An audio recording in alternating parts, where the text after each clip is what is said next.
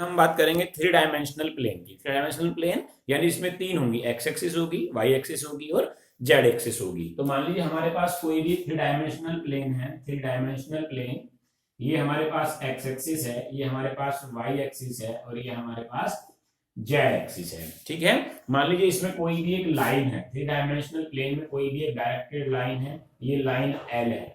इस लाइन पर कोई पॉइंट पी है और इस पी के जो कोऑर्डिनेट है वो एक्स वाई और जेड है। तो ये जो लाइन पी है ये एक्सिस की पॉजिटिव डायरेक्शन से जो एंगल बनाती है वो डायरेक्शंस एंगल कहलाते हैं। जैसे ये एक्स एक्सिस की पॉजिटिव डायरेक्शन से अल्फा एंगल बनाती है, वाई एक्सिस की पॉजिटिव डायरेक्शन से बीटा एंगल बनाती है और जेड एक्सिस की पॉजिटिव डायरेक्शन से गामा एंगल बनाती है।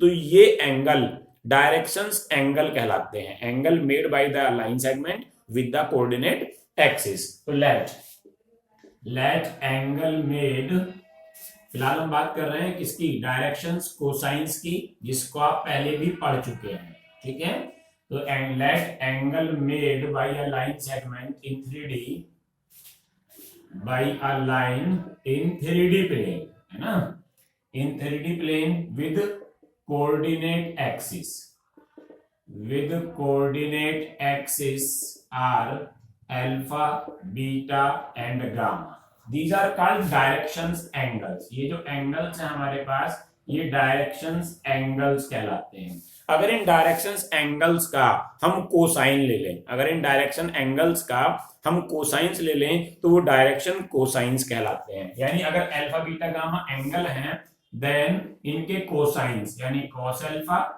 cos बीटा और cos gamma are called directions cosines, are called directions cosines। ये directions cosines कहलाते हैं, जिसको हम शॉर्टकट में DCS लिखते हैं, DCs यानी directions cosines of any directed line segment। अगर मैं इसी को, इस लाइन को अपोजिट डायरेक्शन में एक्सटेंड कर दूं, अपोजिट डायरेक्शन में, तो जो एंगल बनेंगे वो pi minus alpha, pi minus beta और पाई माइनस गामा होंगे। और उस कंडीशन में हमारे पास जो डीसीज हैं वो निगेटिव हो जाएंगे। सिर्फ पाई माइनस अल्फा भी कोस पाई माइनस अल्फा मतलब माइनस कोस अल्फा, और कोस पाई माइनस बीटा मतलब माइनस कोस बीटा। यानी उस कंडीशन में हमारे पास जो डीसीज होंगे वो सिर्फ निगेटिव होंगे, हालांकि उसके मैग्नीट्यूड पर कोई फर्क नहीं पड़ेगा। इसलिए हम क्या करते हैं कि इस लाइन को डायरेक्टेड लाइन सेगमेंट यानी वेक्टर फॉर्म में बनाते हैं कि इसकी डायरेक्शन हमें गिवन है। अगर डायरेक्शन गिवन है तो उस कंडीशन में either they will be positive if direction is in positive direction और it will be negative if direction is negative direction। तो हमें बताना पड़ता है कि वेक्टर किस डायरेक्शन में डायरेक्टेड है। जैसे हमने यहां लिया ये पॉजिटिव डायरेक्शन है, इसके अपोजिट निगेटिव डायरेक्शन है। अगर पॉजिटिव और निगेटिव डायरेक्शन गिवन नहीं होगी तो हमारे पास दो डीसीज मिलेंगे, पॉजिटिव भी और निगेटिव भी। ठीक है, अब मान लीजिए मैंने यहां इस P से इस एक्स एक्सिस पर परपेंडिकुलर डाल दिया, इस P से y एक्सिस पर डाल दी, चलिए यहां से आसान पड़ेगा, यहां से मैंने P से और y एक्सिस पर परपेंडिकुलर डाल दिया। ठीक है, तो ये हमारे पास जो एंगल बना ये 90 डिग्री बना। मैंने इसको बाहर निकाल लिया इस तरीके से।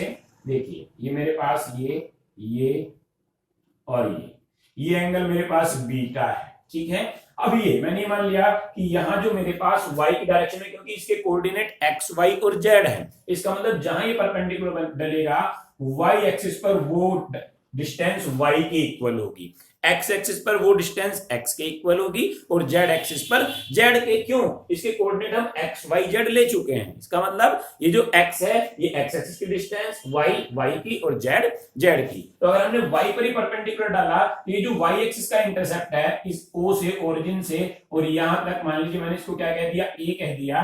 तो देखिए ये मेरे पास p, ये मेरे पास a और ये मेरे पास O। तो ये जो मेरे पास OA है ये OA y के इक्वल होगी, ये OA y के। ये जो OP है इसको मैंने मान लिया कि इसकी लेंथ r के इक्वल है। अगर इसकी लेंथ r के इक्वल है तो इसका मतलब इस वेक्टर OP का मैग्नीट्यूड r है, इसका मतलब इस वेक्टर OP का मैग्नीट्यूड r है। ठीक है, तो let magnitude of OP is equal to r। लेकिन ये भी आप पढ़ चुके हैं कि किसी भी वेक्टर का मैग्नीट्यूड जो कि हमारे पास xi plus yj plus zk की फॉर्म में है उसका magnitude under root x square plus Y square plus Z square के इक्वल है। इसका मतलब ये r जो है ये under root x square plus Y square plus Z square के इक्वल है। अब अगर मैं इस ट्राइंगल को लूं, इन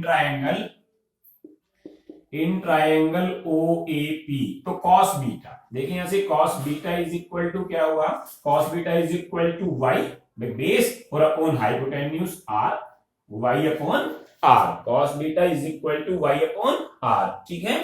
ऐसे ही जो कॉस अल्फा हुआ, cos alpha is equal to x upon are, और ऐसे ही cos gamma is equal to क्या हुआ, जेड अपॉन आर। अगर मैं पीछे तीनों एक्सिस पर परपेंडिकुलर डाल लूं, एक्स एक्सिस पर, वाई एक्सिस पर और जेड एक्सिस पर, तो बिल्कुल सेम सिचुएशन मिलेगी, सिर्फ ये लेंथ चेंज होती रहेगी। जब यहाँ अल्फा आएगा तो यहाँ एक्स होगा, यहाँ गामा आएगा तो यहाँ जेड होगा। हमने वाई इसलिए लिया कि वाई में फिगर क्लियर दिखाई दे रही है, ठीक है। अगर मैं इन तीनों इक्वेशन को स्क्वायर करके ऐड कर दूं, फर्स्ट सेकंड और थर्ड को squaring and adding first second and third, तो क्या मिलेगा मुझे, cos square alpha plus cos square beta plus cos square gamma is equal to x square upon are square plus Y square upon are square और plus Z square upon are square तीनों का LCM. अब cos square alpha, जो हमारे पास ये directions cosines हैं, इसको हम कॉस अल्फा को एल से, कॉस बीटा को एम से और कॉस गामा को एन से रिप्रेजेंट करते हैं। स्टैंडर्ड नोटिस है जो हम वेक्टर में भी पढ़ चुके हैं। तो कॉस स्क्वायर अल्फा यानी l square, cos square beta यानी एम स्क्वायर और कॉस स्क्वायर गामा यानी एन स्क्वायर। यहां से हमने are square LCM, x square plus Y square plus Z square, तो l square plus M square और plus N square. अब x square plus Y square plus Z square, अगर हम यहां देखें, देखिए r is equal to root x square plus Y square plus Z square, तो X square plus Y square plus Z square is equal to R square. हमने are square put कर दिया, तो R square upon are square cancel यानी 1। This is the proof that L square plus M square plus N square is equal to 1, यानी sum of the squares of all the DCs is equal to 1, और वी में से cos square alpha plus cos square beta plus cos square gamma is equal to 1, ठीक है। Also यहीं से इस इक्वेशन को अगर हम फिर दोबारा ध्यान से देखें तो यहीं से हमें डीआरएस की डेफिनेशन मिलती है। अभी हमने डीसीज निकाले है ना, अगर हम डीआरएस की बात करें, हम वापस इस इक्वेशन को ध्यान से देखें, देखिए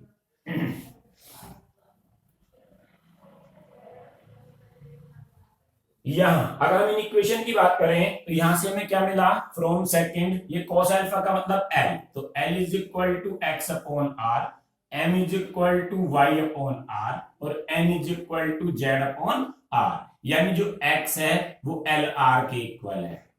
बल्कि ये कहिए कि जो l अपॉन x है या x अपॉन l, यहां से implies x upon l is equal to r, implies y upon m is equal to r और implies z upon n is equal to r। देखिए क्या किया हमने, ट्रांसपोज किया, मैं l को r को इधर ले गया और x को इधर, यानी x upon l is equal to r। ऐसे ही y upon m is equal to r, z upon n is equal to r, यानी तीनों इक्वल हैं, यानी x upon l is equal to y upon m और is equal to z upon n। यानी जो ये नंबर मुझे given थी कोऑर्डिनेट, ये डायरेक्शंस कोसाइंस के प्रोपोर्शनल हैं। प्रोपोर्शनल का मतलब सेम रेशियो में है, और सेम रेशियो का मतलब इनको हम डायरेक्शंस रेशियो बोलते हैं, क्योंकि ये डायरेक्शंस कोसाइंस के साथ इक्वल रेशियो बनाती हैं, इसलिए these are called directions ratios. यानी जो मुझे कोऑर्डिनेट गिवन है, it simply represent the directions ratios. तो these are directions ratios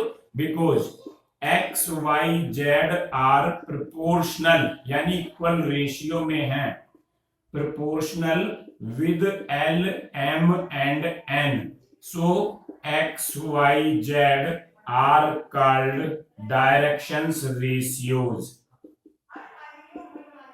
directions ratio, जिसको हम शॉर्टकट में लिखते हैं DRS, डायरेक्शंस रेशियोज हैं, ठीक है। तो हमारे पास जो भी वेक्टर गिवन है वेक्टर फॉर्म में या कोऑर्डिनेट फॉर्म में, तो उसका पोजीशन वेक्टर पहले डायरेक्शंस रेशियोज को रिप्रेजेंट करता है। अगर हम उसे डीसीज में चेंज करना है, एल में चेंज करना है, देखिए फिर यहीं से आइए। अब मान लीजिए मुझे डीआरएस तो गिवन, मान लीजिए मुझे डीआरएस गिवन है, मान लीजिए कोई भी वेक्टर गिवन है, लेट कि vector A is equal to A I plus B J और प्लस सी के, ये मुझे कोई वेक्टर गिवन है। अगर ये वेक्टर गिवन है डायरेक्टली तो इसका मतलब ये जो ए बी सी है ये डी आर एस को रिप्रेजेंट करते हैं, these R D R S. तो क्या मिला मुझे, डी आर एस डायरेक्टली हो गए हमारे पास ए बी और सी।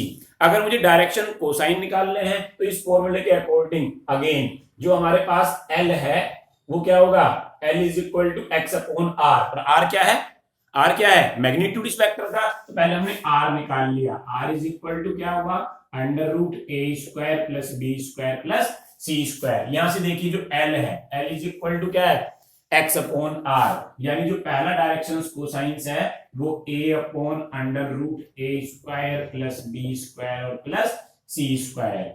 m is equal to B upon R, यानी B upon under root A square plus B square plus C square, और n is equal to C, और c upon under root A square plus B square और plus C square. इसका मतलब जो हमारे पास DRS है अगर हमें उसको डीसीज में कन्वर्ट करना है तो हम उसको उसी वेक्टर के मैग्नीट्यूड से डिवाइड कर देते हैं। These are the relations between the directions cosines and direction ratios and interchange between them.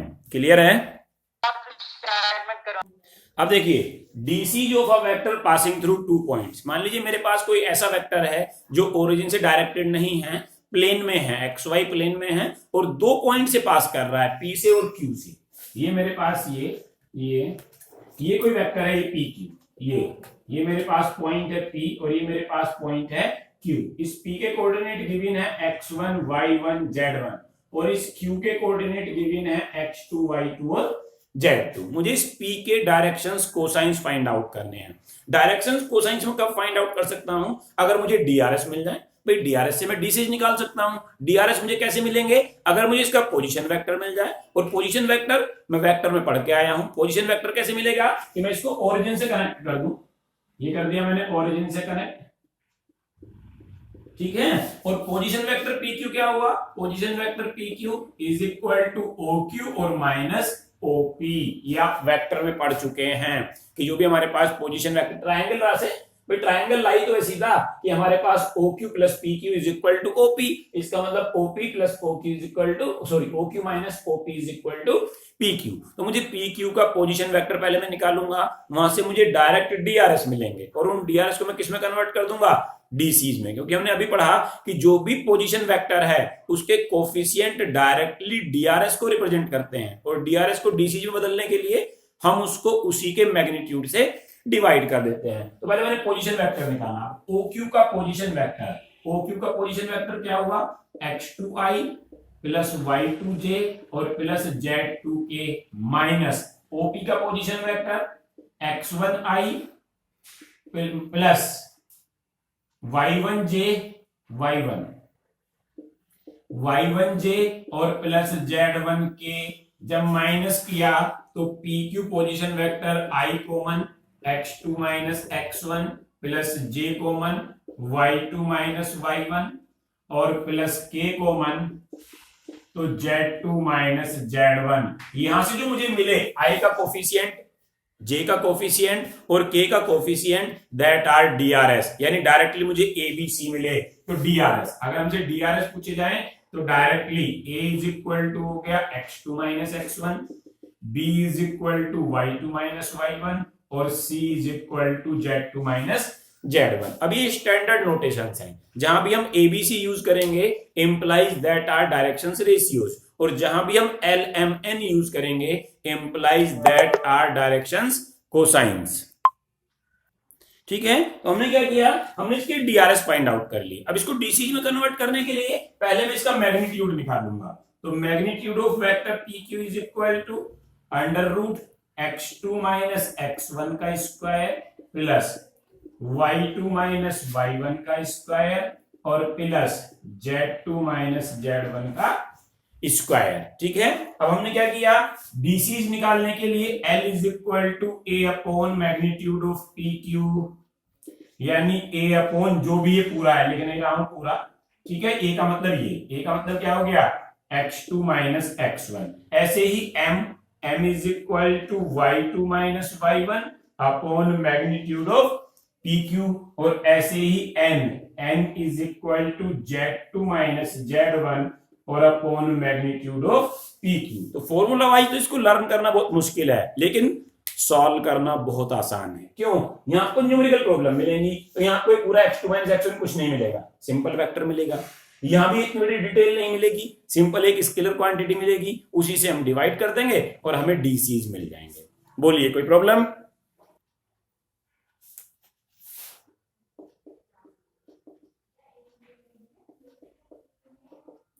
Straight line in a plane या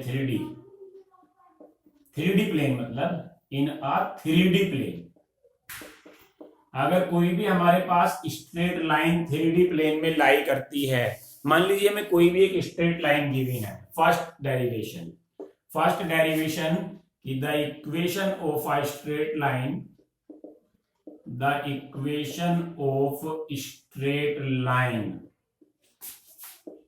passing through vector A, passing through a point A with position vector A and parallel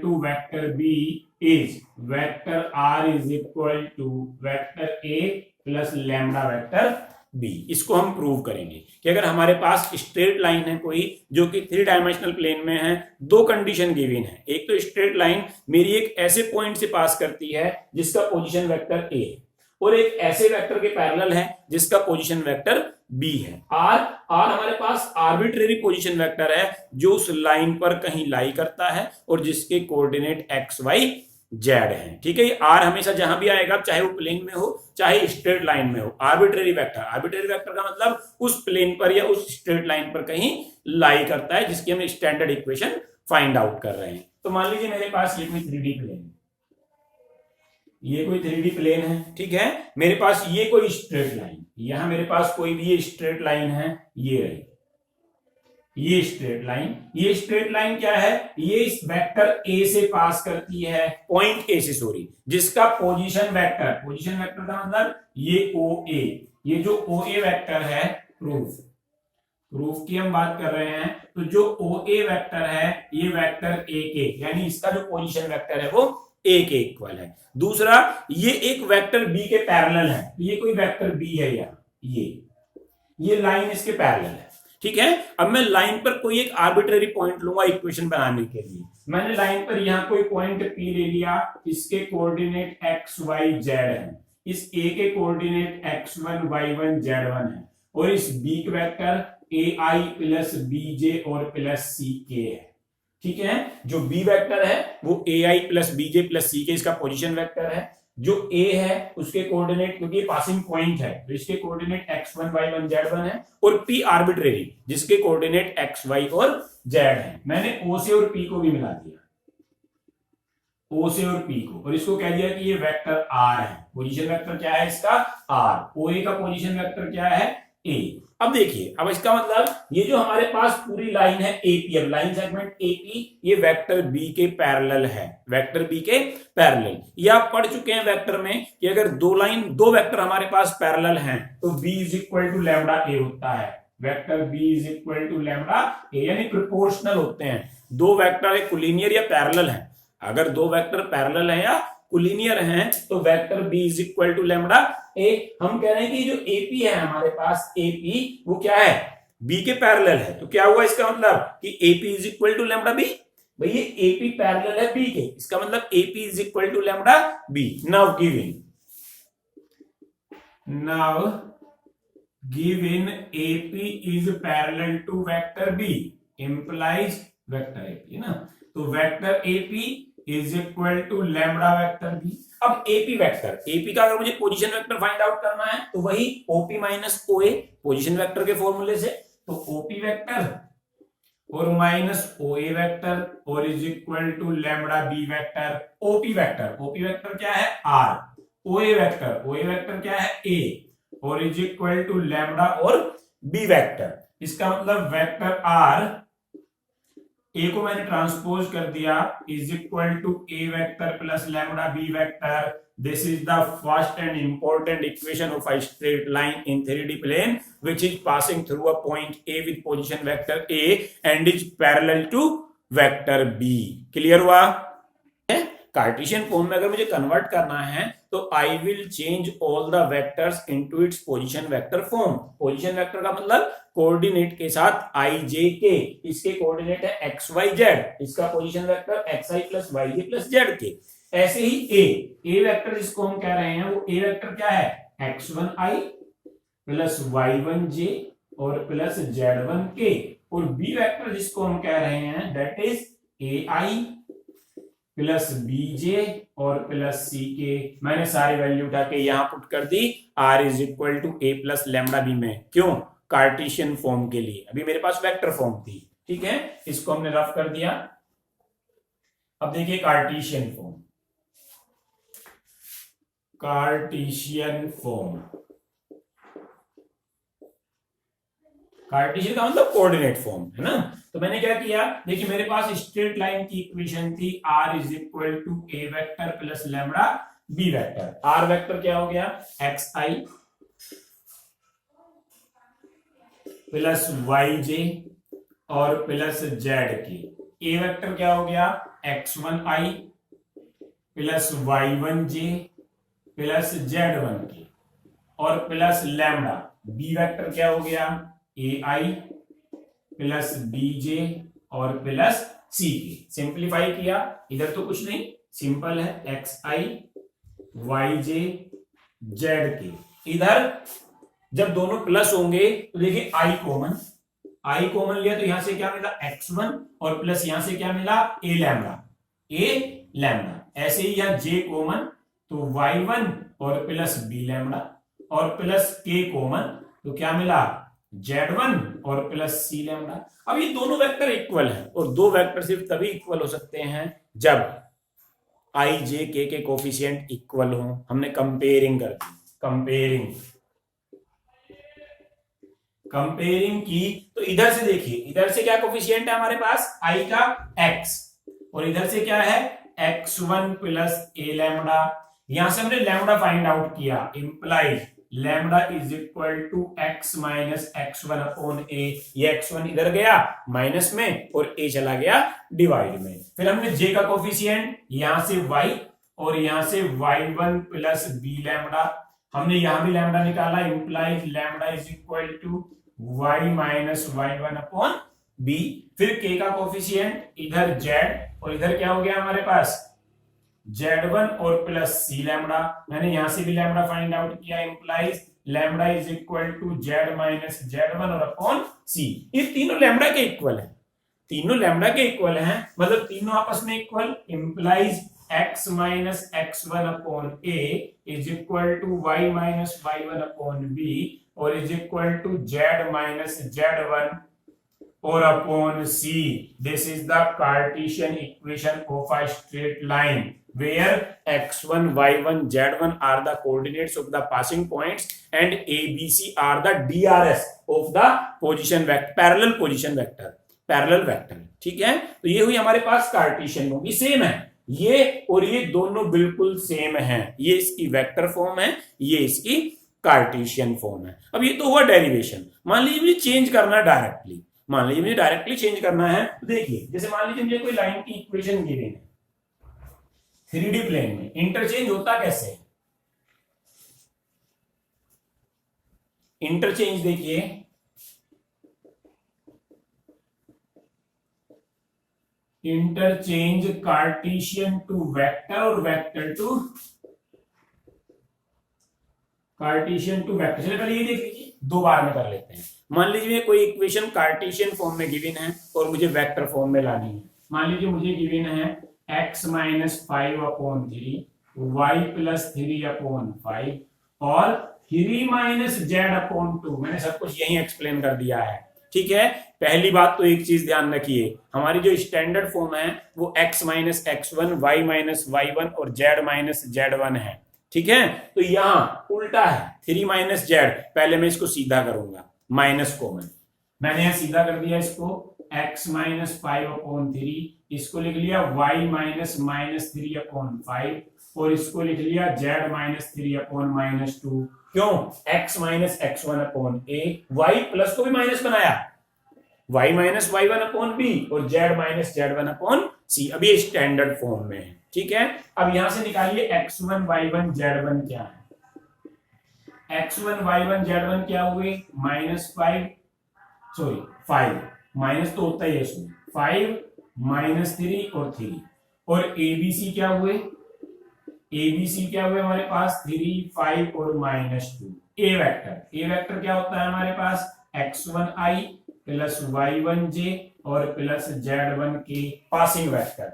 इनके साथ ij के लगा दिए, x1 y1 z1 है, यानी 5i minus 3j और plus 3k। B vector parallel vector, B हमेशा एबीसी से बना है, ए वेक्टर x1 y1 z1 से बना है, वो पासिंग पॉइंट है। तो वेक्टर बी क्या हुआ? एबीसी से 3i प्लस 5j और -2k। अब वेक्टर फॉर्म होती क्या है? r is equal to A vector और प्लस लैम्डा बी वेक्टर। तो ए वेक्टर क्या हो गया? 5i minus 3j plus 3k और प्लस लैम्डा बी वेक्टर क्या हो गया? 3i प्लस 5j और -2k। This is the vector form of the given Cartesian form. तो अगर कार्टेशियन से आपको वेक्टर में कन्वर्ट करना है तो आप सिंपली कन्वर्ट कर सकते हैं। एक दो बार तो आप ऐसे करेंगे, उसके बाद आप डायरेक्टली शुरू कर देंगे। हमेशा एक ही साथ तो आएंगे ऊपर वाले x1 y1 z1 और बी में आएंगे नीचे वाले, सीधा ij के लगाओ, एक ही बार में लिख दो। ये इस पूरे स्टेप की जरूरत नहीं है। जहां आपको चेंज करना हो, R vector is equal to ये आई ये जे ये के, लेकिन माइनस में होना चाहिए, और प्लस लैम्डा इंटू ये आई ये जे ये के, क्योंकि ये डीआरएस है किसके? पैरेलल वेक्टर के, और ये क्या है? पासिंग पॉइंट है, ठीक है। अब इसका उल्टा मान लीजिए मुझे पहले से कोई वेक्टर में गिवन है, मान लीजिए मुझे पहले से कोई वेक्टर में गिवन है और मुझे कार्टेशियन में चेंज करना है, वेक्टर टू कार्टेशियन। देखिए हम डायरेक्ट करेंगे। मान लीजिए वेक्टर में गिवन है r is equal to 3i plus 2j minus k plus lambda into 2i minus j plus 2k, मान लीजिए, ठीक है। देखिए पहला पॉइंट पासिंग पॉइंट को रिप्रेजेंट करता है, यानी इसके कोफिशिएंट x1 y1 z1 है। दूसरा बी वेक्टर है, यानी पैरेलल वेक्टर है, इसके कोफिशिएंट ए बी सी को रिप्रेजेंट करते हैं। मुझे लिखना क्या है? x माइनस x1 का मतलब 3 सीधे अपॉन ए का मतलब 2, y माइनस y1 का मतलब 2, ठीक है, अपॉन बी का मतलब -1, z माइनस z1 और अपॉन सी का मतलब 2, यानी x माइनस 3/2, y माइनस 2/-1 और z plus 1/2। This is the Cartesian form from the given vector form. Clear है?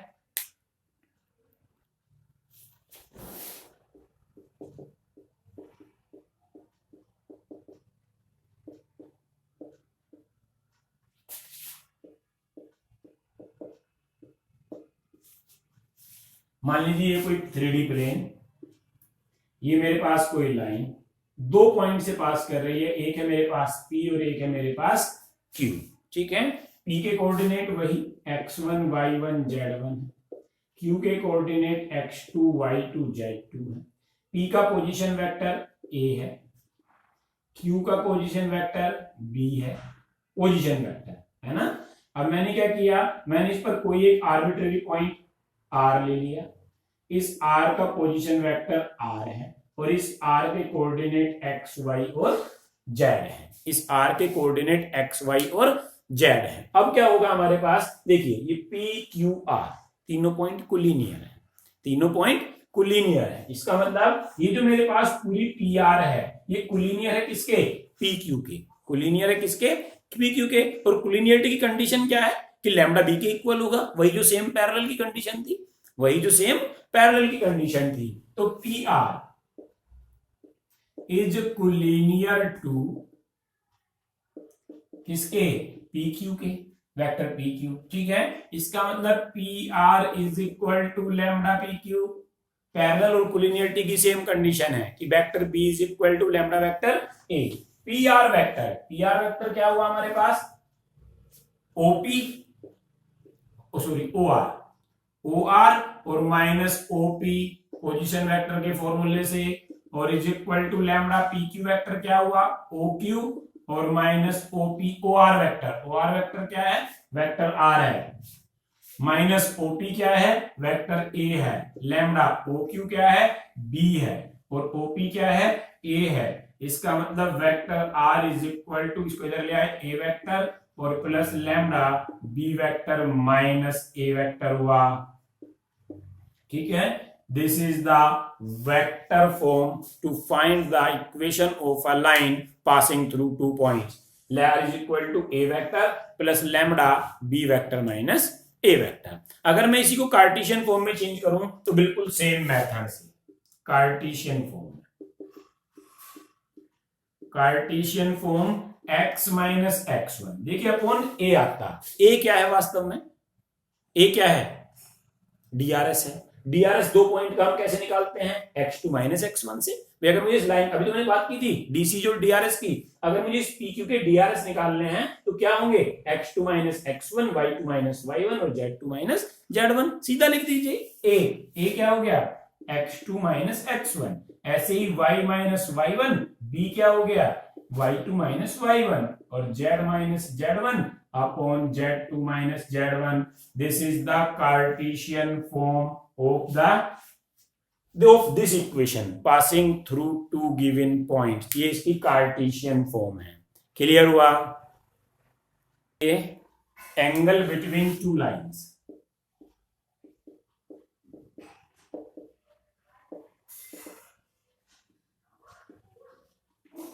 देखिए कोई भी 2 लाइंस, पहले आप पढ़ चुके हैं डॉट प्रोडक्ट में, कि डॉट प्रोडक्ट में आपने पढ़ा कि जो cos थीटा है वो A vector dot B vector upon magnitude of A और इनटू मैग्नीट्यूड ऑफ बी के इक्वल होता है। पढ़ाया नहीं, cos थीटा ये क्या था, एंगल बिटवीन 2 वेक्टर्स था, एंगल बिटवीन 2 वेक्टर्स था। अब मान लीजिए मेरे पास 2 लाइनें हैं, मेरे पास एक तो लाइन है, लेट एक लाइन है r is equal to vector a1 और प्लस लैम्बडा b1, और दूसरी है r इज इक्वल टू ये r1 ये r2 है ना, तो ये है हमारे पास a2 और plus lambda b2।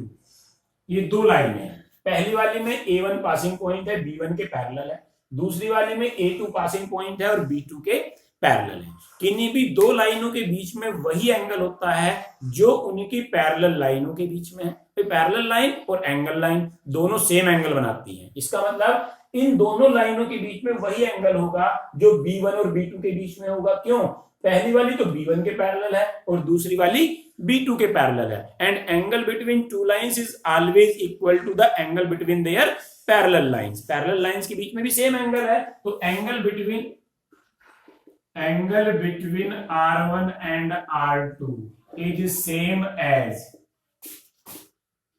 their parallel vector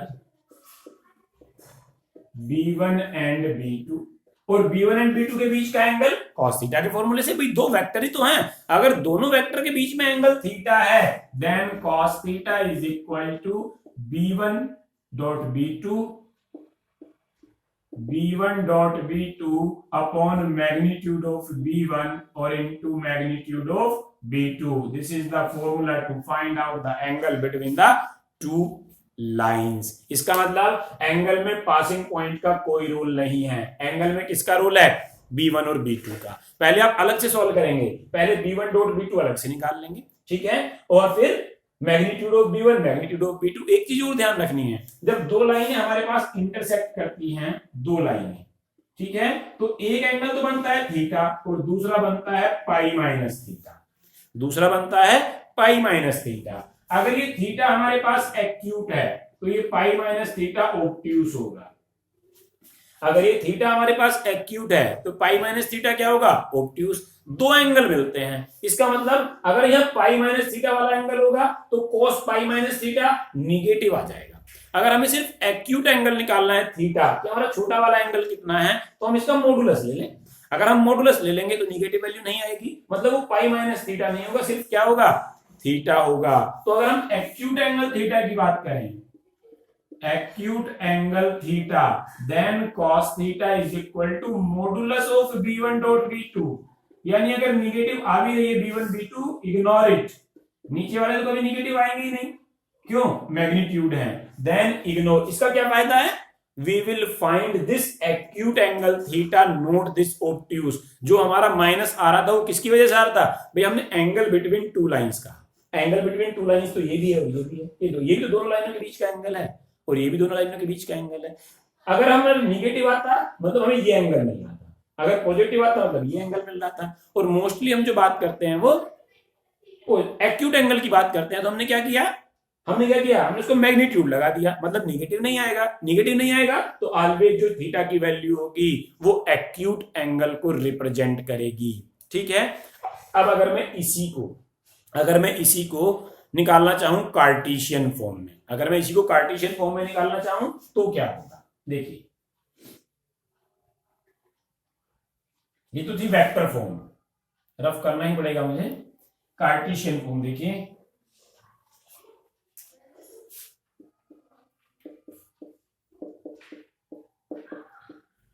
Cartesian form, अगर कार्टेशियन फॉर्म होगी तो मेरे पास ये r1 इज इक्वल टू, पहले वेक्टर में लिखता हूं, a1 प्लस लैम्बडा b1 और r2 is equal to a2 और प्लस लैम्बडा b2। अब ये जो b1 होगा, b1 वेक्टर, ये a1i प्लस b1j और प्लस c1k की फॉर्म में होगा, और जो b2 वेक्टर है वो a2i प्लस b2j और प्लस c2k की फॉर्म में होगा। अगर मैं इनके पोजीशन वेक्टर लिखता हूं तो b1 डॉट b2 क्या हुआ, दोनों की डॉट प्रोडक्ट में आप पढ़ चुके हैं कि डॉट प्रोडक्ट दोनों के साइमल्टेनियसली कोफिशिएंट के सम के इक्वल होती है, a1 a2 plus b1 b2 और प्लस c1 c2। ठीक है, मैग्नीट्यूड क्या होगा b1 का magnitude under root a1 square plus b1 square और plus c1 square.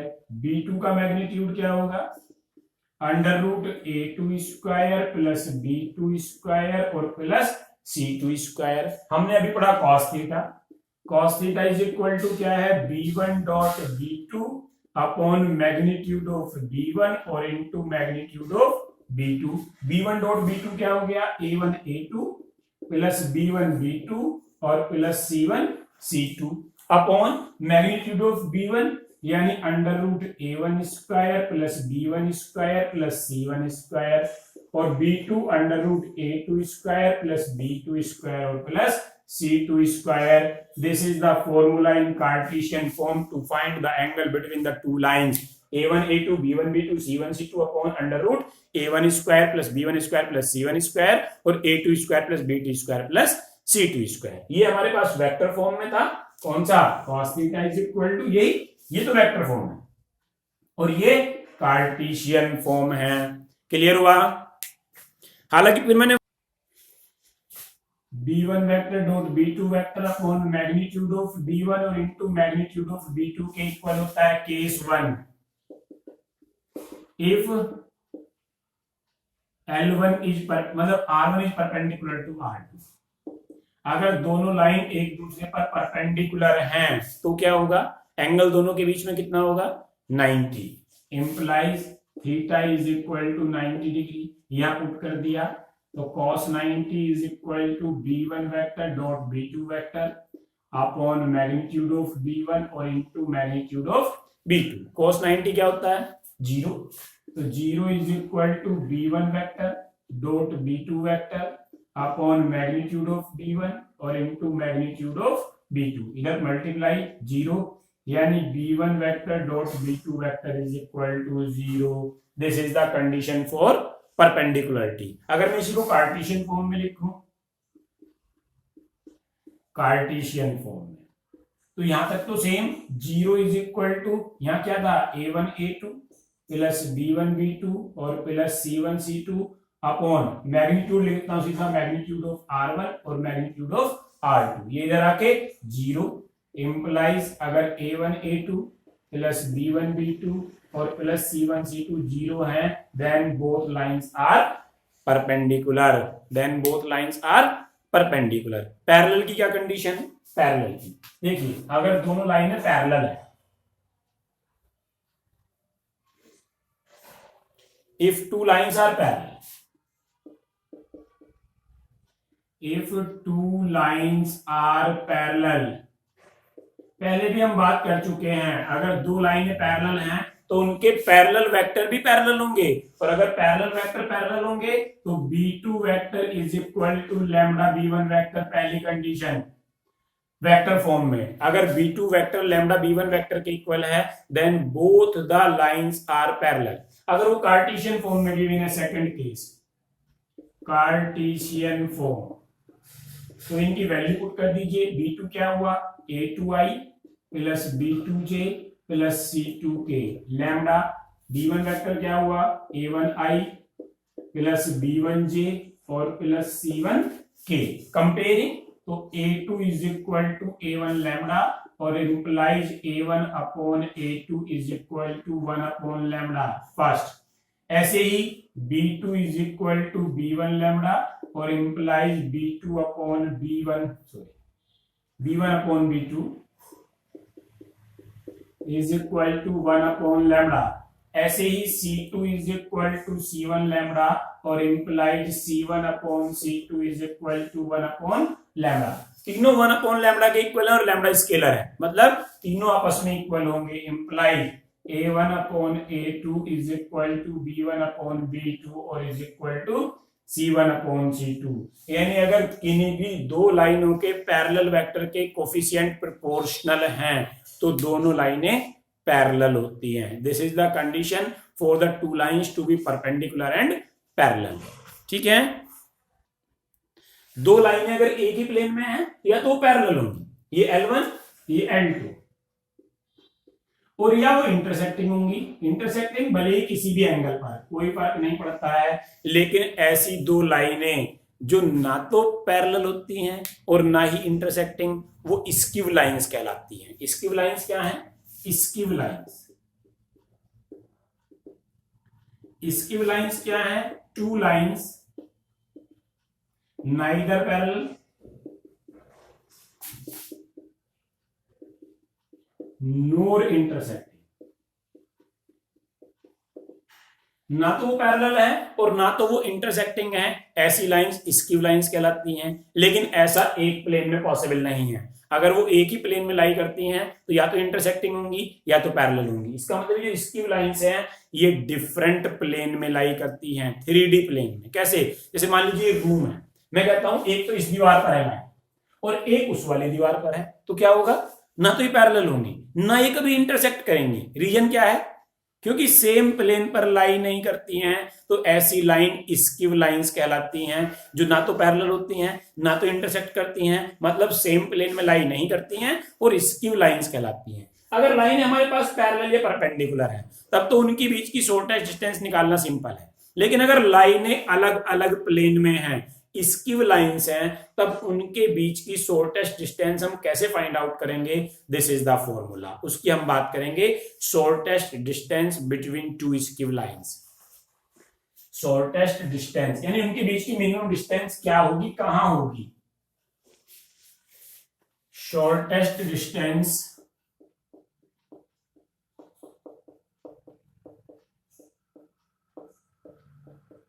Between two skew lines. ठीक है, मान लीजिए मेरे पास एक लाइन तो कहीं यहां इस प्लेन में है, दीज आर डिफरेंट प्लेन्स, ये हम मान के चल रहे हैं, और एक लाइन कहीं यहां है, ये अलग प्लेन में। दिस इज लाइन L1 और दिस इज लाइन L2। ठीक है, ये जो L1 की, बल्कि R1 मानिए क्योंकि हम स्टैंडर्ड में R1 यूज कर रहे हैं। दिस इज लाइन R1 और दिस इज लाइन R2। अब अगर ये R1 है, ये R1, तो ये R1 is equal to A1 plus lambda B1 type की होगी, यानी A1 से पास करेगी और B1 के पैरेलल होगी। ऐसे ही जो हमारे पास R2 लाइन है वो A2 से पास करेगी और B2 के पैरेलल होगी। अगर R1 A1 से पास कर रही है, इसका मतलब इस पर कोई ना कोई पॉइंट यहां कहीं A है जिसका पोजीशन वेक्टर A1 है। ठीक है। ऐसे ही ये A2 से पास कर रही है, तो इसका पोजीशन वेक्टर मान लीजिए यहाँ कोई पॉइंट है B, और ये जिसका पोजीशन वेक्टर A2 है, जिसका पोजीशन वेक्टर A2 है, ठीक है। ये A से पास कर रही है और B से, हमने AB को मिला दिया। अब इन दोनों के बीच की शॉर्टेस्ट डिस्टेंस वो लाइन होगी जो दोनों पर परपेंडिकुलर हो, इस पर भी परपेंडिकुलर और इस पर भी perpendicular, because perpendicular distance is the shortest distance. और जो दोनों पर परपेंडिकुलर हो वो प्रोजेक्शन कहलाता है AB का प्रोजेक्शन। यानी मान लीजिए मेरे पास ये PQ है, ये शॉर्टेस्ट है PQ, ये P और ये इस पर भी परपेंडिकुलर है, और मान लिया इस पर भी परपेंडिकुलर है, क्योंकि 3D प्लेन में है, जिसको हम यहाँ परपेंडिकुलर दिख नहीं रहा है, लेकिन एक्चुअली दीज आर परपेंडिकुलर। तो ये है ना ऐसे, ठीक है। और दूसरी लाइन कहाँ है, यहाँ डिफरेंट प्लेन में, ऐसे देखिए दूसरी लाइन यहाँ, इसका मतलब ये इस पर भी परपेंडिकुलर है और इस पर भी परपेंडिकुलर है। और जहां दोनों परपेंडिकुलर होते हैं, हमने प्रोजेक्शन की बात की थी कि अगर ये लाइन है AB, ये AB, तो A से भी परपेंडिकुलर और B से भी परपेंडिकुलर जो लाइन बनती है वो प्रोजेक्शन कहलाती है, प्रोजेक्शन। AB का प्रोजेक्शन क्या है, PQ। AB का प्रोजेक्शन क्या है, PQ। यानी क्या है हमारे पास, AB का प्रोजेक्शन है PQ, ये PQ शॉर्टेस्ट डिस्टेंस है जो मुझे फाइंड आउट करनी है, ठीक है। अब ये जो हमारे पास लाइन R1 है, ये B1 वेक्टर के पैरेलल है, और ये जो लाइन R2 है ये B2 वेक्टर के पैरेलल है। PQ इन दोनों पर परपेंडिकुलर है, इसका मतलब B1 पर भी परपेंडिकुलर और B2 पर भी परपेंडिकुलर। लेकिन हम तो ये पढ़ चुके हैं क्रॉस प्रोडक्ट में कि एक ऐसा वेक्टर जो दोनों पर परपेंडिकुलर हो वो यूनिट वेक्टर दोनों की क्रॉस प्रोडक्ट के डिवीजन के इक्वल होता है। यानी यूनिट वेक्टर जो दोनों पर परपेंडिकुलर है, तो वेक्टर लेट लिख दें थोड़ा सा, let point A on R1 with position vector A1, ठीक है, A1, and point B on R2 with position vector A2. Also PQ is shortest distance, PQ is shortest distance between R1 and R2, so PQ is perpendicular to both R1 and R2, implies B1 and B2। क्यों, क्योंकि R1 के parallel vector है B1 और R2 के parallel vector है B2। तो so unit vector PQ is equal to B1 cross B2 upon magnitude of B1 और cross magnitude of B2। क्यों, क्योंकि कोई भी हमारे पास जो magnitude of B1 cross B2,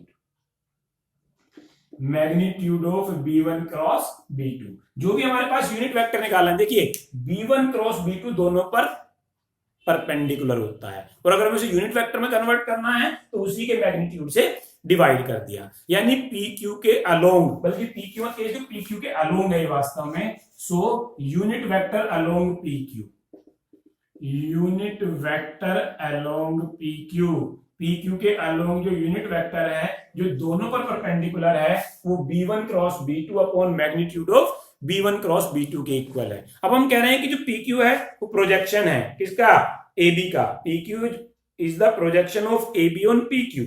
तो जो PQ वेक्टर है, जो PQ डिस्टेंस है, PQ is equal to projection of AB और ऑन PQ। लेकिन प्रोजेक्शन किसके इक्वल होता है, AB dot PQ upon magnitude of PQ, upon magnitude of PQ। आप पहले पढ़ चुके हैं कि projection of vector A on vector B is equal to A dot B upon magnitude of B।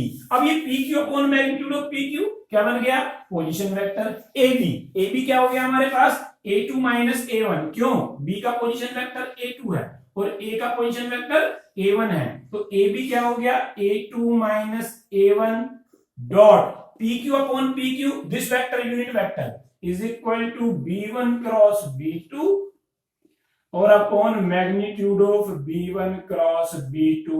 This is the formula to find out the shortest distance between the two skew lines। क्योंकि हमें distance लेनी है तो हमने इसका magnitude ले लिया, यानी magnitude of P Q is equal to whole magnitude of A2 minus A1 dot B1 cross B2 upon magnitude of B1 cross B2, the most important formula in from the examination point of view. Mostly examination में shortest distance का question आता है, तो shortest distance में vector form से हमेशा आसान होता है। स्टेप बाय स्टेप आप इवेल्युएट करेंगे, पहले A2 माइनस A1 निकालेंगे, फिर B1 क्रॉस B2 निकालेंगे, फिर दोनों की डॉट प्रोडक्ट निकालेंगे, फिर magnitude of B1 cross B2 निकालेंगे और तब डिवाइड करके उसका मैग्नीट्यूड ले लेंगे, that is the PQ distance. Sorry, तो क्या होगा, शॉर्टेस्ट डिस्टेंस होगी।